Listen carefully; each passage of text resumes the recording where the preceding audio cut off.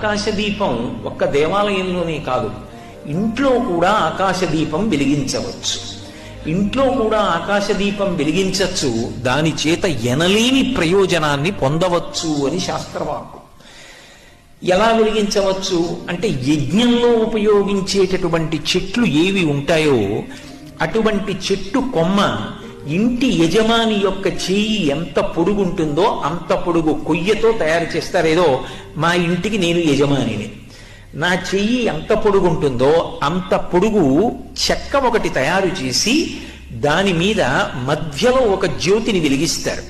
చుట్టూ 8 చిన్ని చిన్ని ప్రమిదల వంటి ఉంటాయి, అందులో 8 చిన్న దీపాలు వెలుగుతూ ఉంటాయి, మధ్యలో పెద్ద దీపం వెలుగుతూ ఉంటుంది. ఈ దీపాన్ని ప్రదోష వేళలో బయటికి తీసుకొచ్చి కానీ ఇంటి మేడ మీద కానీ వెలిగిస్తారు.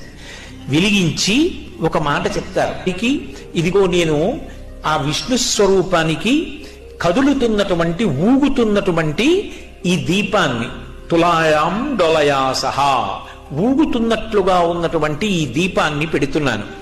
అలా 30 రోజుల పాటు ఆకాశ దీపాన్ని ఇంటి ముందు కానీ దేవాలయంలో కాని వెలిగించినటువంటి వారు ఉత్తరోత్తర జన్మల యందు తత్ఫలితము చేత ఏమీ ఆశించకపోయినా అనంతమైనటువంటి ఐశ్వర్యాన్ని పొందుతారు అని